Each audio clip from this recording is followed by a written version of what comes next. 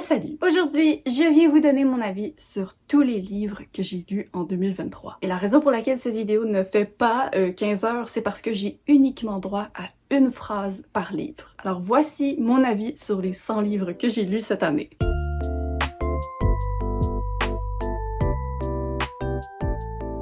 Ok, alors dans l'intro, je dis que je vais vous parler de tous les livres que j'ai lus en 2023 et c'est pas faux, mais je dirais que c'est peut-être à 91% vrai. Parce que le truc, c'est que en 2023, j'ai lu 100 livres, mais il y en a 9 d'entre eux que j'ai lus en décembre et dont je vous ai pas encore parlé. Et donc j'ai pas envie de complètement ruiner et spoiler mes avis qui sont à venir sur ma chaîne en vous disant direct le truc en une phrase. Donc ce que je vais faire, c'est que je vais vous révéler l'identité de ces livres à venir, mais je vais pas vous dire qu'est-ce que j'en ai pensé. Donc réellement dans cette vidéo, il y aura seulement 91 avis. J'ai un très long tournage devant moi, alors je dis commençons tout de suite avec le premier livre. Évidemment, je les présente dans l'ordre dans lequel je les ai lus cette année. Le premier livre que j'ai lu en 2023, c'était Clara et le soleil de Kazuo Ishiguro. Ça, je dirais que c'est un roman qui avait un énorme potentiel pour être excellent, mais qui est juste comme allé nulle part dans sa deuxième moitié. 3 étoiles. Ensuite, j'ai lu I'm the Girl de Courtney Summers. L'autrice a volontairement écrit une protagoniste détestable, mais je pense pas qu'elle a fait exprès d'écrire un roman détestable. 1.5 étoiles, et je me sens très mal parce que j'aime l'autrice sinon. Comfort Me with Apples de Catherine M. Valente.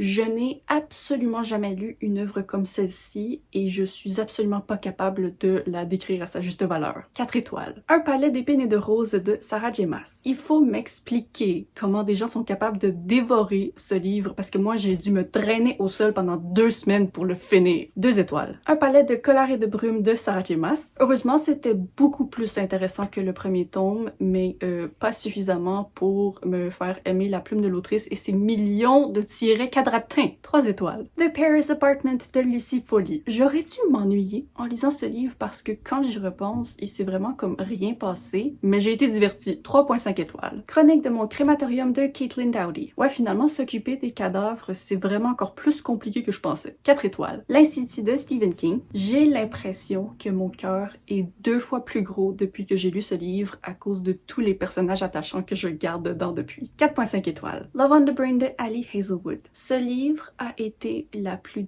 délicieuse et la plus efficace des distractions pendant que je traversais un moment difficile de santé. 4 étoiles. She Drives Me Crazy de Kelly Quinlan. Ça, c'est une romance sapphique jeune adulte dont je me souviens honnêtement très peu aujourd'hui et je trouve que ça va bien avec la note parce que c'est un 3 étoiles. Le tome 2 de Inheritance Games de Jennifer Lynn Barnes. C'était très divertissant comme d'habitude, sauf que cette fois-ci, la romance me donnait vraiment envie de m'arracher les cheveux. 3.25 étoiles. Book Lovers de Emily Henry. C'est une romance de qualité que j'ai beaucoup aimé, mais je me souviens absolument pas de la raison pour laquelle c'était pas un coup de cœur. 4 étoiles. The Marriage Clock de Zahra Rahim. Ça parle d'une jeune femme qui enchaîne les rendez-vous amoureux catastrophiques pendant 200 pages et qui finit par ruiner une cérémonie avec un monologue vraiment trop forcé et désagréable. 2 étoiles. Au soleil couchant de Hwang So-kyung. Ça, c'est un livre ennuyant, mais avec une révélation finale assez intéressante, mais ça a comme pas pardonné le fait que c'était ennuyant pendant tout le long. 2 étoiles. Mercure de Amélie Nothomb. Comme très souvent avec cette autrice, c'était à la fois fascinant, incroyable et extrêmement désagréable. 3.75 étoiles. La Grange de Angie Kim. Ça, c'est un roman axé sur les personnages qui commence assez lentement, mais qui fait vraiment juste comme gagner en qualité pendant tout le long. 4.25 étoiles. Rendez-vous avec Rama de Arthur C. Clarke. Oh, il y avait des bonnes idées dans ce truc.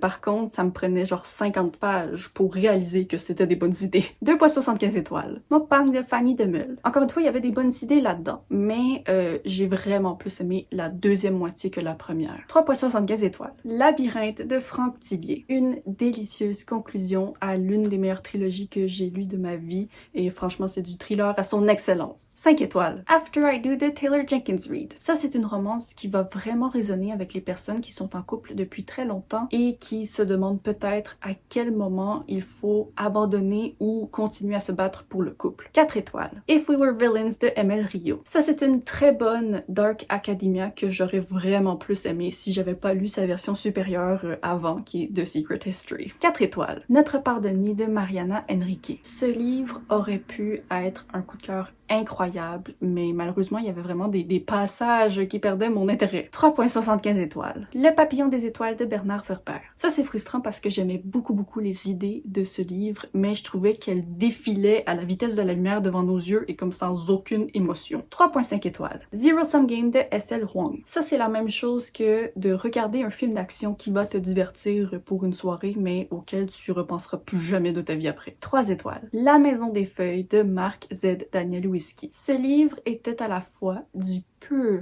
génie et de la torture infernale. 3.5 étoiles. Adulthood Rights de Octavia E. Butler. J'aime vraiment beaucoup cette série. Il manque toujours un petit quelque chose pour comme toucher le 5 étoiles, mais vraiment, c'est de la qualité. 4 étoiles. Twin Crowns de Catherine Doyle et Catherine Weber. Honnêtement, j'avais vraiment du plaisir au début de ma lecture, mais ça s'est gâché en cours de route et maintenant, j'ai aucune intention de continuer la série. 2.75 étoiles. Dark Rise de C.S. Pacat. Je m'attendais tellement pas à aimer ce truc, mais finalement, ça a été une de mes meilleures lectures de l'année et il est presque entré dans le top 10. Moi, je dirais qu'il était en 11e position. 4.5 étoiles. Les Oiseaux du Temps de Amar El-Motar et Max Gladstone. C'est dur de comprendre quoi que ce soit à ce livre, mais c'est dur de pas comprendre la beauté de l'amour qui est en train de se développer entre les deux protagonistes de ce livre. 3.75 étoiles. Piranèse de Susanna Clark. Ça, c'est un livre que j'avais envie d'abandonner pendant les 50 premières pages, mais qui est devenu vraiment incroyable par la suite. 4.25 étoiles. Foul Lady Fortune de Chloe Gong. Ça, c'est un livre avec des personnages vraiment attachants, mais aussi avec un récit qui s'est un peu essoufflé en bout de ligne. 3.75 étoiles. Babel de R.F. Kuang. L'autrice, c'est une génie, tout simplement, qui a créé le monde parfait pour dénoncer le colonialisme avec brillance, mais qui a comme pas fait confiance à ses outils et qui a décidé d'estamper son message en majuscule à chaque page. 4.25 étoiles, et je suis encore fâchée parce que ce livre ça aurait dû être un 5 étoiles. L'invasion des profanateurs de Jack Finney. Ce livre se résume en 2 points, ok? T'as des personnages qui refusent de croire que des gens se font voler leur corps, et t'as ces mêmes personnages qui essaient ensuite de convaincre la population de la Terre que des gens se font voler leur corps, mais ces gens-là n'y croient pas non plus. 1.75 étoiles. Tu comprendras quand tu seras plus grande de Virginie Grimaldi. Des belles phrases, des belles leçons, et surtout beaucoup d'humour qui réchauffe le cœur. 5 étoiles. The Savage Song de V.E. Schwab. Les amis, j'ai moyennement compris ce monde, mais j'ai trouvé ça divertissant et j'ai aimé les personnages. 3.5 étoiles. Not a Drop to Drink de Mindy McGuinness. Ça, c'est le livre de survie post-apocalyptique que je cherchais depuis longtemps. 4 étoiles. Zeros de Scott Westerfeld. Ça, ce sont des adolescents avec des super pouvoirs maladroits qui essaient de corriger leur maladresse de façon très attachante. 4 étoiles. Je serai ton ombre de Lisa Jewell. Ça, c'est un thriller qui m'a fait mal, physiquement mal, du début jusqu'à la fin. 1.5 étoiles. Shades of Shadows de V.E. Schwab. Ça, c'est un deuxième tome que j'ai vraiment plus aimé que le premier. 4.25 étoiles. The Librarian Spy de Madeleine Martin. Ça, c'est un roman de Deuxième Guerre mondiale qui est comme moyennement bien écrit, je trouve, et qui a pas réussi à me faire ressentir les émotions que j'ai habituellement face à de tels drames. 2.5 étoiles. La Porte de Cristal de N.K. Jemisin. Encore une fois, c'est un deuxième tome que j'ai plus aimé que son premier. Par contre, on se reparle bientôt du troisième dans cette vidéo. 4 étoiles. Big Bang de Neil Smith. J'ai vraiment essayé de comprendre quelque chose, mais je suis pas certaine d'avoir réussi. 2.5 étoiles. Lien de sang de Octavia E. Butler. Ça, c'est un livre qui te prend comme ça et qui refuse de te lâcher jusqu'à la fin. 4.5 étoiles. The It Girl de Ruth Ware. Je commence malheureusement à croire que les nouveaux romans de Ruth Ware n'en valent pas vraiment la peine. 2.5 étoiles. 4 soldats de Hubert Mingarelli. Ça, c'est un livre qui est jamais devenu comme ultra intéressant, mais qui se lisait suffisamment bien pour que je finisse. 3 étoiles. Nous sommes à la moitié.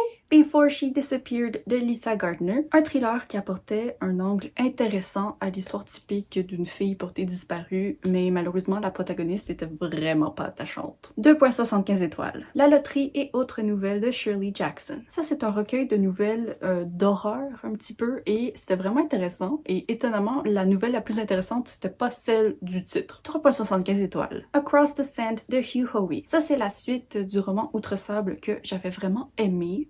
J'ai pas adoré autant, mais ça reste une bonne lecture. 4 étoiles. Les mensonges de Locke Lamora de Scott Lynch. Je trouve que l'auteur a eu un petit peu trop de plaisir à écrire ce livre, il aurait pu se calmer, mais c'est un 4.25 étoiles. Love and Gelato de Jenna Evans Welsh. Il y a tellement de trucs dans ce livre qui ont aucun sens, mais je vous en ai jamais vraiment parlé sur cette chaîne parce que ce sont des spoilers. 2.5 étoiles. La Voix des Rois, volume 1 de Brandon Sanderson. J'ai hâte de lire la deuxième partie parce que j'ai vu un très bon potentiel, mais par contre, j'ai pas réussi à m'intéresser à comme un des 3 points de vue principaux. 3.5 étoiles. Absolu, l'immobilisé de Marco de Seine. L'expérience de dystopie jeune adulte que je recherchais en 2023. 4.5 étoiles. The Charm Offensive de Alison Cochrane. Je suis vraiment pas fan des romances où les sentiments sont déjà très clairs et établis à comme 20% et le reste du roman, c'est juste des problèmes dans le couple. 3 étoiles. The Kind Worth Saving de Peter Swanson. J'ai presque aimé ce livre, mais la deuxième moitié m'a vraiment déçue. 2.75 étoiles. Si j'avais ton visage de Francis Cha. Ça, c'est un roman contemporain qui suit 4 femmes en Corée du Sud et auquel je repense constamment. 4 étoiles. How High We Go in the Dark de Sequoia Nagamatsu. La deuxième nouvelle de ce recueil de science-fiction est le truc le plus triste que j'ai jamais lu de ma vie. 4 étoiles. La chaîne de Adrian McKinty. Moi, avec cette vidéo, les phrases, mon intention, c'est pas d'être méchante, mais ce livre me donne envie d'être méchante. 1.5 étoiles. A Handful of Dust de Mindy McGuinness. Ça, c'est la conclusion d'une duologie qui avait besoin d'une conclusion, mais qui avait juste pas besoin de cette conclusion. 2.75 étoiles. Our Missing Hearts de Celeste Ng. Ça, c'est une dystopie qui m'a bercée par sa belle plume et son atmosphère envoûtante. 4.5 étoiles. Caught de Harlan Coben. Ça, c'est un thriller qui a comme rien d'incroyable, mais qui a clairement été écrit par un auteur expérimenté qui sait comment utiliser tous les éléments et personnages de son récit. 3.5 étoiles. Summerbird Blue de Akemi Dawn Bowman. Ce contemporain jeune adulte était à la fois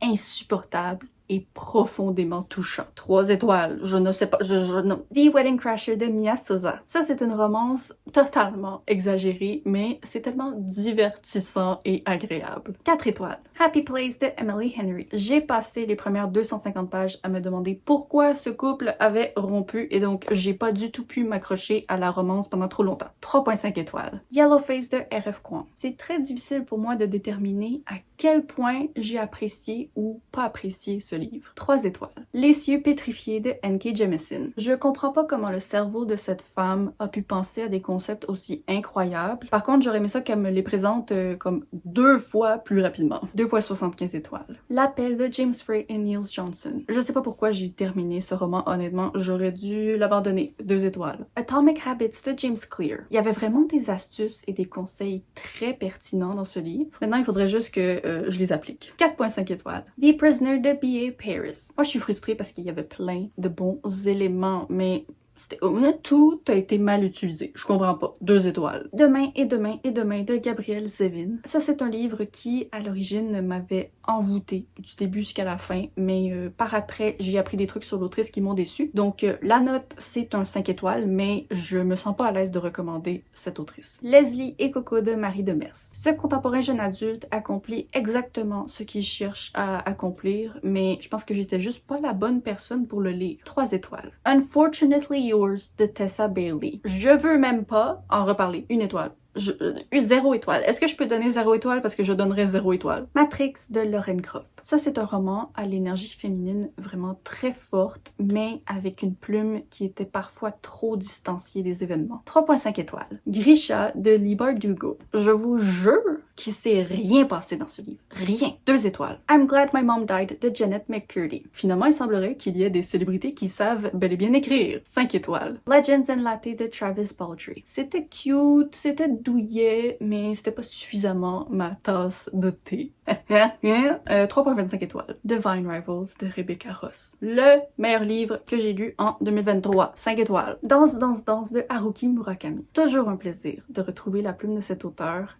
Par contre, c'est toujours un petit peu malaisant de voir sa vision de la femme. 4.25 étoiles. I'll Be Right There de Shin Kyung-suk. Oh, ça aurait tellement pu être incroyable, mais plus je côtoyais les personnages, moins je les aimais. 3 étoiles. Our Dark Duet de V. Schwab. Une belle conclusion pour une trilogie à laquelle j'ai pas toujours tout compris, mais c'était divertissant. 3.5 étoiles. Things We Do in the Dark de Jennifer Hillier. Ça, c'est un thriller à la sauce contemporaine qui rayonne vraiment à travers ses personnages approfondis. 4 étoiles. Stronger, Faster and More Beautiful de Arwen Ellis Dayton. Ça, c'est un recueil de nouvelles de science-fiction qui étaient toutes comme un petit peu pénible à traverser, mais à la fin, il y avait toujours une révélation intéressante. 2.5 étoiles. The Sundown Motel de Simone St. James. Ce livre a réussi à vraiment me faire aimer l'ajout de fantômes dans une histoire. 3.75 étoiles. Finlay Donovan is Killing It de El Cosimano. Il n'y a aucun livre qui réussit à aussi bien mélanger le thriller et le plaisir. 4.25 étoiles. Le Pont des Tempêtes de Daniel L. Jensen. J'étais dans le mood parfait pour lire une fantaisie bien meilleure que ceci. 2 étoiles. A Diary of Blood de S.T. Gibson. Ça, c'est une œuvre vraiment envoûtante qui nous amène dans les coulisses des amours malsains de Dracula. 4.75 étoiles. L'Anomalie de Hervé Letellier. Des science-fiction françaises comme celle-ci, j'en veux beaucoup plus sur le marché, s'il vous plaît. 4 étoiles. Dans la toile du temps de Adrian Tchaïkovski. Un opéra de l'espace avec des idées vraiment intéressantes, mais qui n'a pas tout à fait su me toucher ou me rejoindre avec son exécution. 3.5 étoiles. La Servante écarlate de Margaret Atwood. Ça, c'est un classique féministe qui mérite le succès qu'il reçoit. Par contre, il aurait pu se permettre d'être un petit peu moins flou. 3.5 étoiles. House of Hunger de Alexis Henderson. Ça, c'est un autre roman de vampire qui a été en partie gâché par le fait que j'avais lu un meilleur livre de vampire juste avant, mais honnêtement, c'était très bien, mais ça aurait pu vraiment être mieux. 3.5 étoiles. Finlay Donovan Knocks Him Dead de El Cosimano. Une suite de saga qui est encore une fois très divertissante, mais ça devient de plus en plus difficile de croire en la crédibilité de l'histoire. 4 étoiles. Et pour finir, Swarm de Scott Westerfeld. C'est toujours agréable de suivre ces personnages avec leurs super pouvoirs, mais j'hésite un petit peu à lire le dernier tome de la trilogie. 3.75 étoiles. Et donc ça, ce sont les 91 livres que j'ai lus en 2023 et dont je vous ai déjà parlé. Mais évidemment, il reste les 9 derniers titres que je garde en secret, mais je brise le secret immédiatement en les mettant à l'écran. Donc pour entendre mes avis, gardez un œil sur les prochaines vidéos à venir. Et vous allez peut-être remarquer qu'il y a beaucoup de titres à l'écran qui faisaient partie de ma pile à lire ultime, mais ils sont pas tous là. Parce que je vais utiliser cette opportunité pour vous annoncer que malheureusement, je n'ai pas réussi mon défi depuis la lire ultime. J'ai lu 7 des 10 livres et j'avais commencé le 8e. Ça signifie donc qu'en janvier, je devrais faire la conséquence de commencer l'année en lisant les 3 plus vieux livres de ma palle consécutivement. Donc vous pouvez vous attendre à voir ça également apparaître sur la chaîne prochainement. Et donc c'est tout pour cette vidéo. Je vous invite dans les commentaires à reproduire l'expérience en me donnant une phrase qui résume votre avis sur la dernière lecture que vous avez faite. Je suis très curieuse de voir qu'est-ce que vous avez lu et comment vous allez vous arranger pour en parler en une phrase. Alors je vous remercie d'avoir regardé cette vidéo, j'espère qu'elle vous a plu. Moi, je m'en vais arrêter de parler pendant 5 heures parce que j'ai dit des phrases dans cette vidéo. Et donc n'hésitez pas à vous abonner pour ne pas manquer la prochaine vidéo. Je poste les vendredis à 10h30 pour le Québec et 16h30 pour la France. Bye bye!